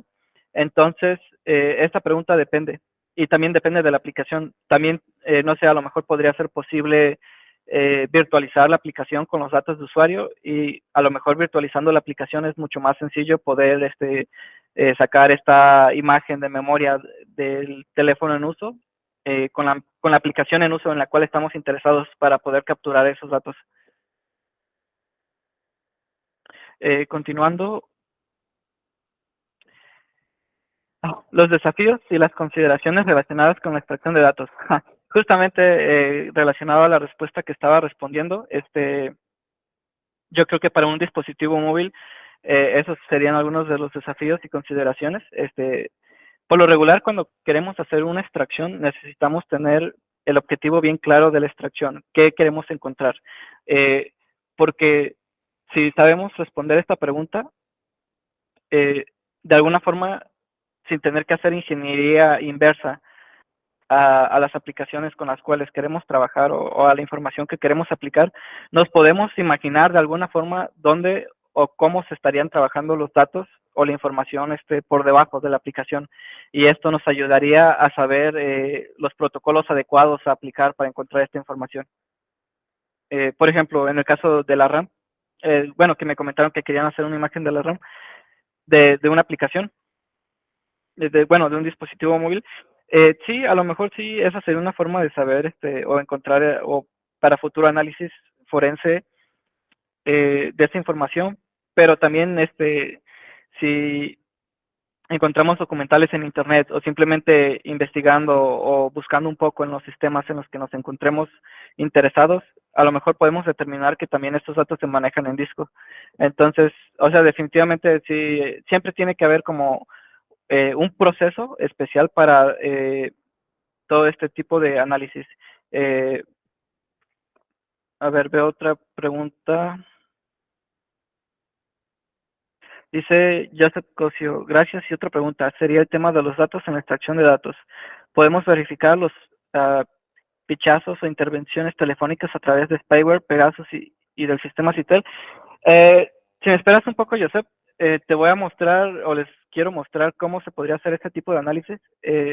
Sin embargo, me gustaría mencionar antes de llegar a ese punto y a ese análisis que no es tan sencillo. O sea, vamos a visualizar el proceso y cuando apliquemos el proceso a un dispositivo móvil para ver si tiene spyware, Pegasus o del sistema CITEL, como mencionas, no necesariamente cuando estemos haciendo ese análisis vamos a encontrar esa información, porque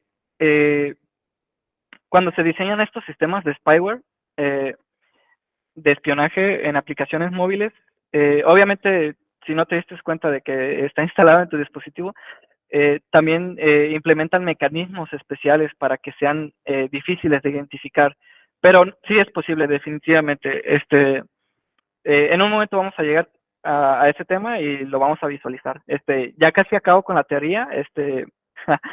Era necesaria nomás para tenerlos en contexto, pero en un momento vamos a llegar a las aplicaciones prácticas. Bueno, ¿qué herramientas utilizamos en todos estos procesos que les acabo de mencionar? Realmente cuando se está trabajando en el análisis forense, ustedes pueden utilizar las herramientas que ustedes quieran, pues ya sea un sistema Linux, un sistema Windows, un sistema Mac, incluso un dispositivo móvil. ¿Cómo? Muchas veces esto se realiza a través de herramientas de terceros. El doctor Omar ya les comentó varias, como Mobile Edit, que es para investigación de aplicaciones móviles, perdón, de dispositivos móviles para extracción de información.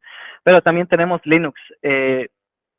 Y si nosotros queremos usar Linux, con Linux podríamos hacer investigación forense aplicada a otros sistemas como dispositivos móviles, Windows, servidores o cualquier otro. Tenemos Windows y a pesar de que con Windows es un poco más complicado, por simplemente la comunidad de usuarios y aplicaciones existentes, también es posible.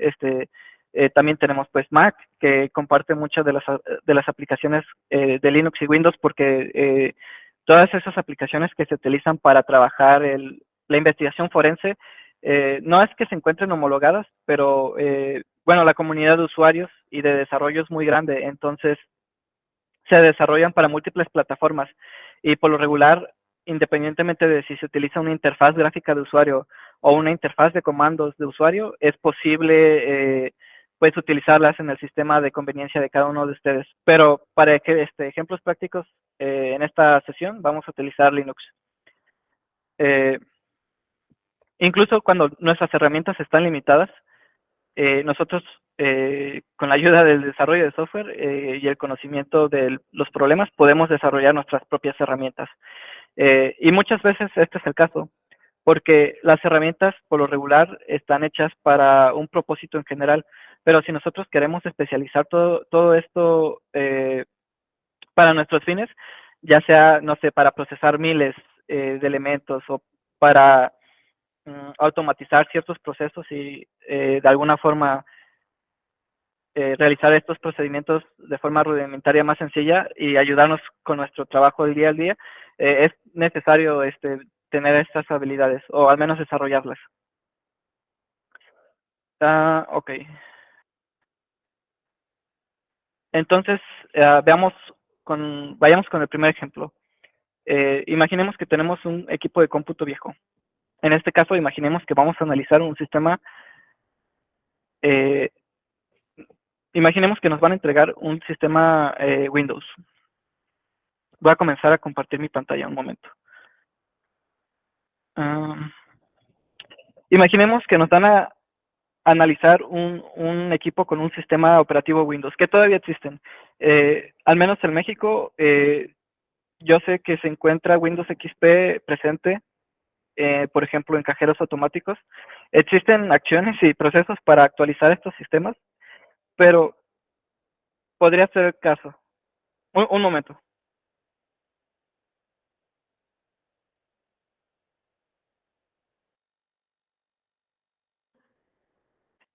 Ok, un momento. Voy a compartir mi pantalla para que podamos comenzar a ver. Y de momento sigo con la explicación. Un momento.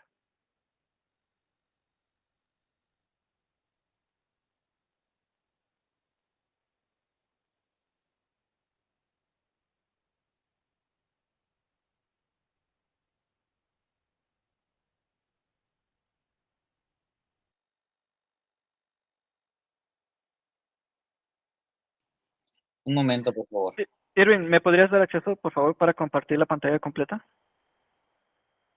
Sí.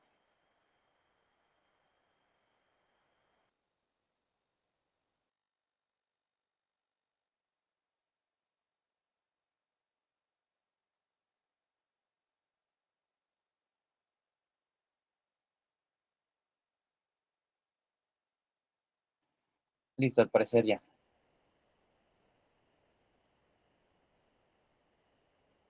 No, me parece que todavía no es posible.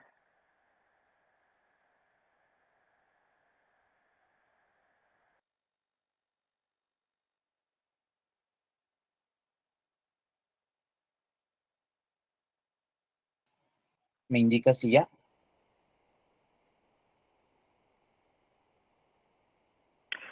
No, todavía no puedo.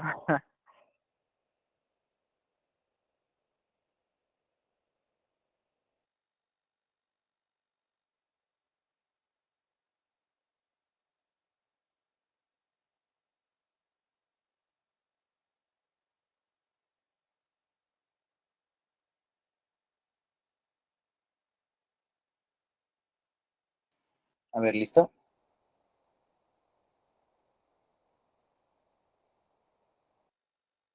Estamos teniendo algunas fallas técnicas aquí en la oficina. El internet nos está fallando poquito y no podemos compartir pantalla, Irving. Sí, sí estamos como host. Sí, todos.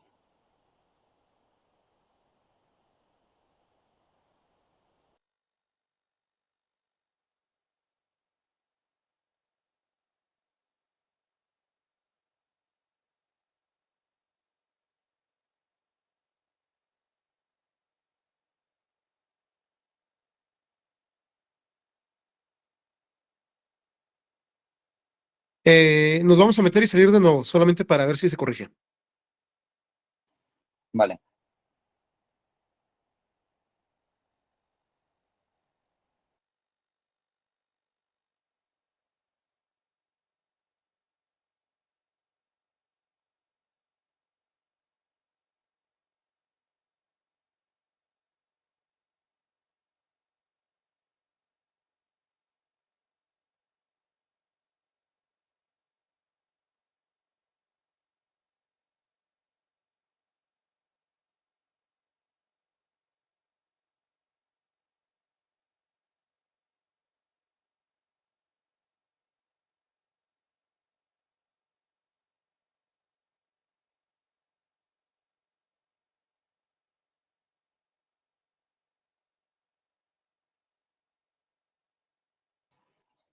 Ya se está compartiendo pantalla, ¿vale, ingeniero?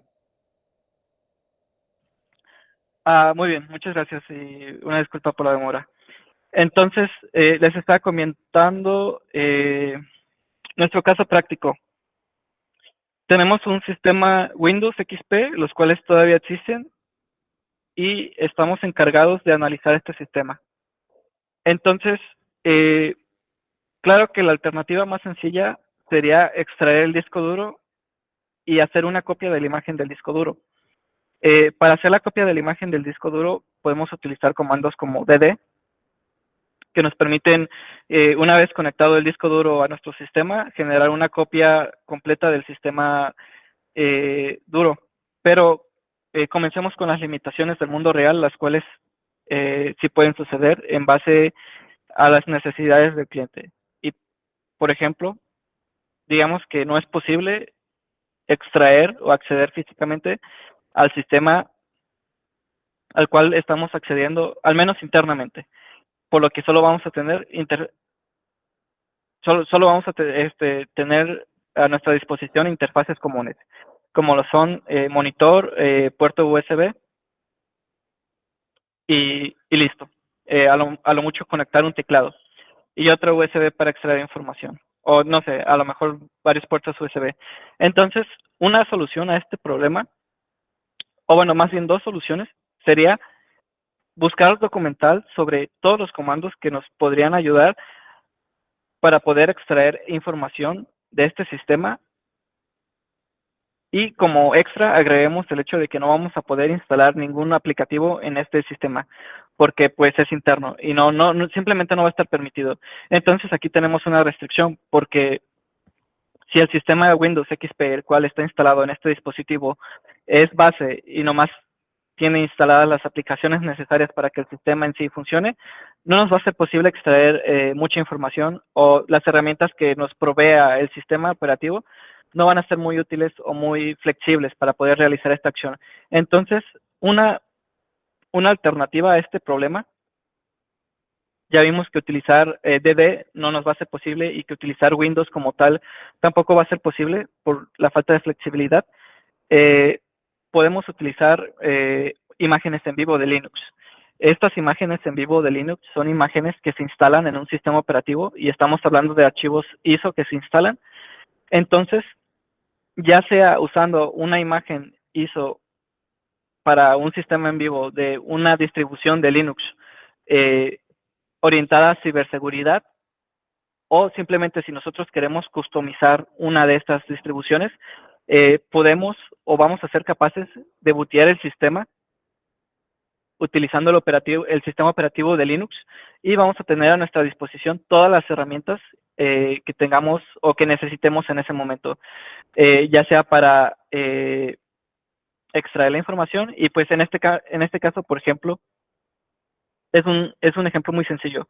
Imaginemos que este directorio es el sistema de archivos de ese sistema Windows XP. Obviamente, aquí no tengo una estructura de carpetas, no tengo los mismos archivos o nombres de archivos que tenemos en un sistema Windows XP, pero sí tenemos una cantidad grande de archivos. En este caso me parece que son 10,000 archivos, y digamos que estamos interesados nada más en algunos archivos en particular al momento de analizar el sistema. Entonces, con ayuda de comandos sencillos de Linux, realmente no estamos utilizando comandos secretos o comandos que sean difíciles de encontrar o herramientas propias en este punto todavía. Simplemente utilería general del sistema de operativo de Linux.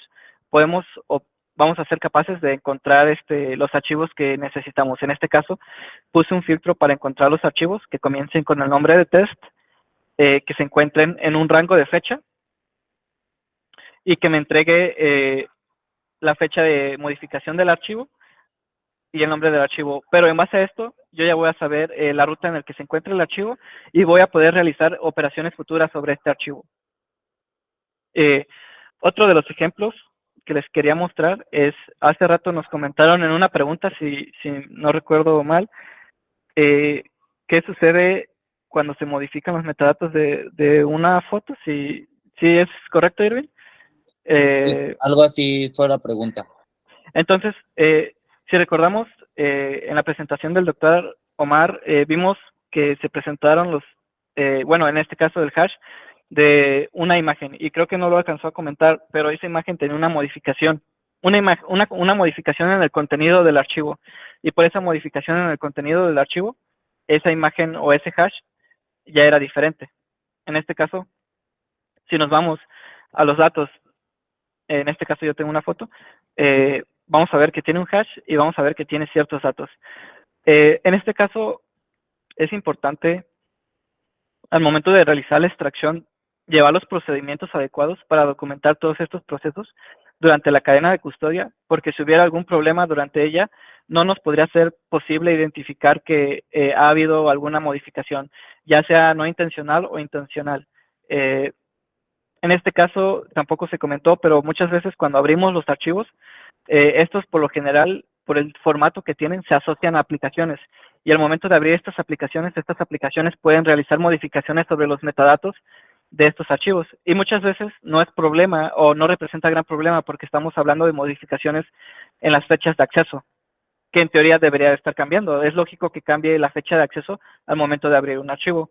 Pero ¿qué sucedería si nosotros no realizamos este procedimiento de llevar una cadena de custodia digital sobre archivos que ya extrajimos y en lugar de cambiar un dato de acceso como lo es la fecha de acceso, se cambiara la latitud o longitud de la foto? Por ejemplo, en este caso es una foto. Entonces, con herramientas, en este caso estoy utilizando Etsys Tool, que es una herramienta de líneas de comando, pero al igual que tenemos Etsys Tool, existen herramientas de interfaz gráfica de usuario que nos permiten hacer estas mismas operaciones. Y ahora imaginemos que yo cambio la longitud de la foto a algunos grados. Y por estos grados beneficiamos o perjudicamos al implicado en esta fotografía. Entonces estamos hablando de que todos estos mecanismos para poder llevar a cabo la cadena de custodia nos van a permitir correctamente mantener la integridad de la información. En este caso, pues podemos ver que la longitud, que fue el caso que cambiamos, ha sido modificado. Y nosotros no lo sabemos, pero a lo mejor este grado que acaba de cambiar, punto 15 grados que acaba de cambiar, puede ser muchísima diferencia y puede hacer que cambie radicalmente el resultado de esta investigación. En cuanto a la pregunta que hacían, para responderla, me parece que se pueden hacer o se pueden tomar huellas digitales de dos cosas. Por lo general se toma con todo y metadatos, pero como se comentó también, depende en qué estemos interesados. Se podría tomar la huella digital solamente sobre el contenido de la imagen o incluyendo los metadatos.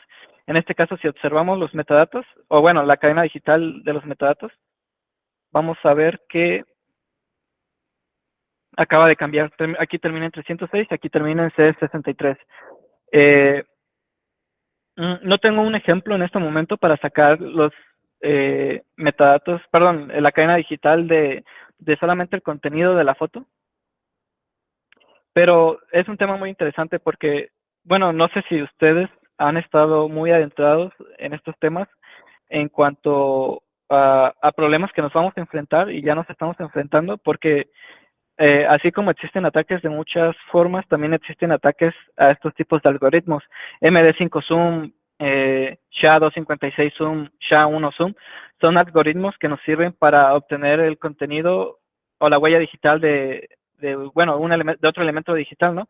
Pero existen ataques de fuerza bruta que nos permiten hacer alteraciones en el contenido que estamos trabajando sin cambiar el SHA. Es realmente complicado, es complejo, se necesitan equipos de cómputo de alta potencia para poder realizar este tipo de operaciones, pero es posible y se ha documentado de forma pública. Hace cerca de, no sé, yo creo unos 4 o 6 meses, puede que más, en foros de internet, pero yo me enteré de apenas en ese tiempo porque se hizo viral en Twitter, en la plataforma de Twitter. Un usuario subió una fotografía, bueno, no una fotografía, una imagen con el SHA, la imagen estaba editada digitalmente, pero lo que era curioso es que tenía su propio SHA, la imagen, su propia huella digital, lo cual de forma natural pues no es posible. Entonces, esto evidencia que se utilizó ese tipo de ataque, el cual ya es conocido y existe el software para realizar este tipo de ataques, pero vuelvo a lo mismo, hay formas de evidenciar, de encontrar las huellas digitales sobre este tipo de ataques en caso de haber sido realizados. No es sencillo hacerlo y tampoco es sencillo realizar este tipo de ataques, pero son posibles. Y bueno, al final de cuentas la idea de de esta licenciatura en ciberseguridad es también tener los medios para hacerlo, determinar y responder todo ese tipo de preguntas. Finalmente, tenía otro ejemplo preparado para ustedes, que es bastante sencillo, es sobre análisis de redes, y creo que esto responde a la última pregunta que me hicieron sobre el spyware de Pegasus. Cuando estamos hablando de ese spyware, estamos hablando de que vamos a enviar datos a un servidor, o varios servidores. Entonces, estamos hablando de que tenemos una aplicación instalada en un teléfono, un dispositivo móvil o un equipo de cómputo. Me parece que son comunes para dispositivos móviles, esos dos que mencionaron. Entonces, es posible conectar herramientas de monitoreo de red, de tráfico de red, a este tipo de dispositivos y automatizando ciertos procesos, nos va a ser posible identificar el tráfico proveniente del dispositivo y filtrar el tráfico proveniente del dispositivo para determinar qué es esperado y qué no es esperado. Puede que el tráfico esté cifrado mediante TLS, sería lo más común ya que estamos hablando de red. Sin embargo, a pesar de que no tengamos acceso a estos datos, vamos a ser capaces de identificar que algo no está bien porque vamos a poder ver el destino al que nos dirigimos. Y aquí, por ejemplo, se ven puras IPs, pero independientemente de si hablamos de una IP o de si hablamos de un dominio el cual sea malintencionado, en este caso, la verdad es que no he checado si hay información pública al respecto de los dominios comunes, que comúnmente se utilizan para vincular al spyware de Pegasus, pero aquí en este software de monitoreo, el cual nos muestra todos los tipos de comunicación que viene de nuestro dispositivo separado en TCP y UDP. Aparte de estos dos protocolos, vamos a hacer posible de ver otros protocolos. Entonces, en este tipo de casos, para determinar si nuestro dispositivo estuviera siendo afectado por estos, yo creo que sí se necesitaría un poco más de lo que viene siendo Wireshark. Necesitaríamos desarrollar una herramienta adicional con estas habilidades de desarrollo de software que les mencioné para poder estar monitoreando todos estos protocolos que estamos visualizando aquí, pero que de forma automática nos digan las anomalías que se están observando y si hay algo no esperado. Entonces, la cuestión aquí es que aunque tengamos esas herramientas, necesitaríamos hacer o tener un periodo prolongado de monitoreo utilizando estas herramientas, porque creo que mencioné, o no sé si lo mencioné, por lo general se utilizan técnicas sucias en este tipo de software, como lo son bombas lógicas, pero aplicadas al envío de datos. Entonces, no necesariamente el spyware va a estar enviando datos todo el momento, y no necesariamente el momento en el que estemos monitoreando vamos a ser capaces de detectarlo. Entonces, sí, requeriría monitoreo continuo en este tipo de escenarios, que son bastante complicados. Esos eran los 3 ejemplos que les tenía preparado. Claro que solamente fue un vistazo muy breve y un uso de herramientas muy básico, pero así como la complejidad del problema lo requiera, va a ser la complejidad de las herramientas que vamos a utilizar. Claramente, si podemos tomar software o aplicaciones que ya existen desarrollados por comunidad open source o simplemente de paga, excelente, nos va a ahorrar tiempo en el trabajo y análisis que estemos desarrollando. Sin embargo, si esto no es posible y estamos enfrentándonos a un problema nuevo, nuestras habilidades y las habilidades que desarrollemos durante la licenciatura son lo que nos va a ayudar a desarrollar estas herramientas y poder abordar esos problemas de forma correcta. Me parece que era todo lo que tenía preparado, entonces no sé si tengan alguna duda, pregunta o algo que no haya quedado claro o que les gustaría que abordemos durante esta sesión, que todavía tenemos algunos minutos. Adelante. Ingeniero, hicieron una pregunta en el chat, referente a la primera explicación que estuvo realizando, pero si puede hacer un reverse shield, dejar un shield channel attack. Fue la última pregunta. Ok, suponiendo que estamos hablando de un sistema Linux, Windows o un dispositivo móvil donde se ataca, donde se realiza este ataque, sí, existen métodos para poder detectar esto. Bueno, por ejemplo, en sistemas Windows, no va a ser tan sencillo realizar esto con la línea de comandos de Linux, pero si estamos hablando de un dispositivo móvil o de si estamos hablando de un sistema Linux, va a ser posible mediante el análisis de red para poder ver primero si nuestro sistema está siendo vulnerado, y también vamos a tener que hacer una búsqueda exhaustiva de, por ejemplo, primero la memoria. Vamos a tener que analizar la memoria, ver qué procesos están corriendo, ver qué archivos están linkeados a esos procesos y tratar de identificarlos. En este caso, o sea, sí estás hablando de un caso un poco extremo, porque está bueno, o sea, es extremo, pero es común también. Pero estamos hablando de que se tendría que buscar para poder identificar esto. Uh-huh. Sí, bueno, en este caso, también si ya es un ataque que ya existe y es para Windows XP, a lo mejor si investigamos un poco más para conocer cómo funciona, podemos saber más, o bueno, podemos encontrar una mejor forma de determinar cómo detectarlo. A lo mejor análisis por red es demasiado complejo para esto y no es trabajo de más. Entonces, a lo mejor se puede desarrollar una herramienta sencilla en algún sistema, en algún lenguaje de scripting, y utilizando sistemas de ejecución hotplug como por USB, que los conectas y ejecutan automáticamente un script, los cuales existen. Podemos, no sé, conectar, detectar y obtener un reporte completo del sistema. Pero sí, o sea, sí se puede hacer, o sea, se puede hacer de las dos formas. Se pueden realizar las herramientas que nos ayuden a detectar esto si sabemos cómo funciona. Ok, muchísimas gracias, ingeniero. ¿Alguna otra pregunta? Aprovechemos que tenemos al ingeniero el día de hoy en vivo. ¿Alguna otra pregunta que tengan hacia él? ¿Hacia lo que expuso? ¿Alguna duda, inquietud?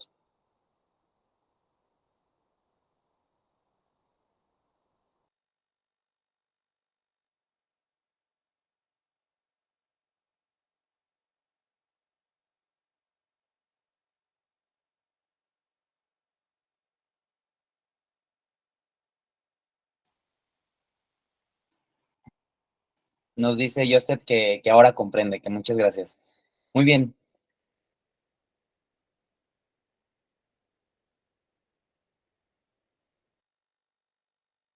Nos comenta David Edgardo que yo detectaba el spyware. ¿Nos podrías indicar si hay una pregunta más específica?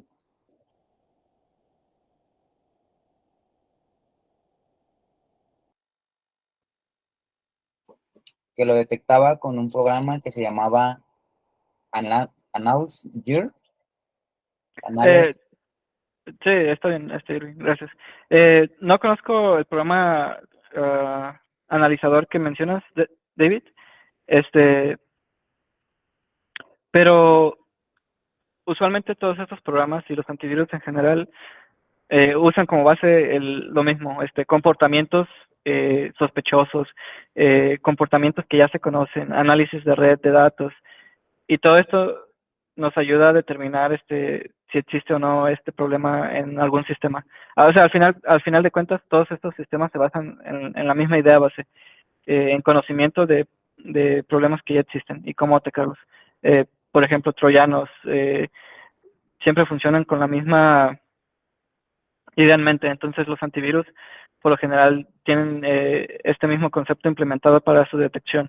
Y pues obviamente siempre cambian, siempre están mejorando, pero por esa misma razón las bases de datos siempre se están actualizando.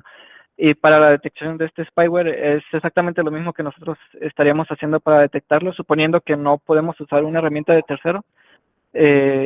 pero si la tenemos, está excelentísimo.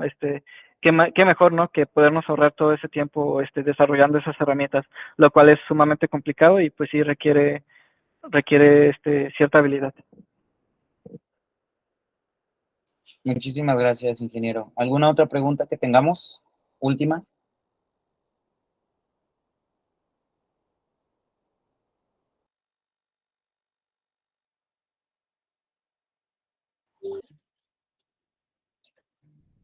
Nos comenta Julio que excelente ponencia, y nos pregunta Javier, el uso de los dispositivos Hub 5.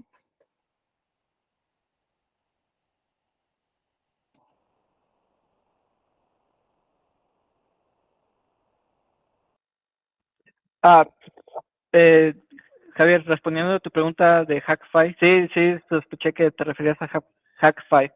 Hack5 es una empresa de ciberseguridad que desarrolla dispositivos para hackeo o para manejo de redes, no necesariamente para hackeos, muchas veces son para análisis, como los RubberDucky, los routers, o sea, son dispositivos o herramientas que muchas veces se utilizan en campo, y claro, o sea, si al final de cuentas son computadoras de aplicación específica. Todo lo que puedes hacer con esos dispositivos lo puedes hacer con una computadora con hardware específico. Sí tenemos algunos de esos dispositivos, bueno, pero realmente siempre depende del problema al que te estés enfrentando. Podrían ser de utilidad. Yo creo que de los que más podrían ser útiles podrían ser ya sea los dispositivos para borrado forense, que son dispositivos especiales. De la misma forma lo puedes hacer con una computadora y software, o también simplemente dispositivos para clonación. A veces también es importante o requerido simular una red para ciertos casos de uso. Entonces, estos dispositivos, pues sí, son útiles, pero no necesariamente los necesitas. Puedes hacer lo mismo con otro tipo de dispositivos comerciales que no son tan difíciles de conseguir, y tienes los mismos resultados. Muy bien, muchísimas gracias, ingeniero. Entonces, por este momento sería todo. Muchísimas gracias a todos los participantes. La grabación de esta masterclass estará disponible solamente por 3 días hábiles, para aquellas personas que no tuvieron acceso el día de hoy y no se pudieron haber conectado. También como comentario, los invitamos a que conozcan un poquito más de nuestra licenciatura en cómputo forense y ciberseguridad. Podremos ver temas afines como análisis de gestión de riesgos, tecnologías de la información, programación estructurada, continuidad de negocio, que es un tema muy importante para la materia de ciberseguridad, diseño de bases de datos, análisis forense de base de datos, legislación en el cómputo forense y la evidencia digital, criptografía, hacking ético, análisis forenses, investigación OSINT, el dictamen en informática forense como tal, y también veremos temas como habilidades de desahogo en juicios orales. Entonces, los invitamos a que se empapen un poquito más, que conozcan las promociones del mes de agosto y de septiembre que siguen activas. Iniciamos el 15 de septiembre, y muchísimas gracias a todos y a cada uno de ustedes por su participación aquí. También muchísimas gracias, doctor Omar Mireles y ingeniero Octavio, por su participación, y que todo siga caminando. Muchísimas gracias. Nos comenta David que la licenciatura será excelente. Ya me inscribí, soy licenciado en Derecho con maestría en Juicios Orales Penales y doctorado en Ciencias Penales, y licenciado en Criminalística y Criminología. Perfecto, no, pues bienvenidos. Con ansias de ya iniciar la licenciatura, con una amplitud de cada uno de los profesores en compartir sus conocimientos e iniciar con toda la energía y las ganas. Extendemos la invitación para todos y seguimos en comunicación por nuestros canales oficiales del Centro de Estudios Experimentales, y también de igual manera con la Universidad Villa Asunción de Aguascalientes. Cuídense mucho y muchísimas gracias. Hasta luego para todos.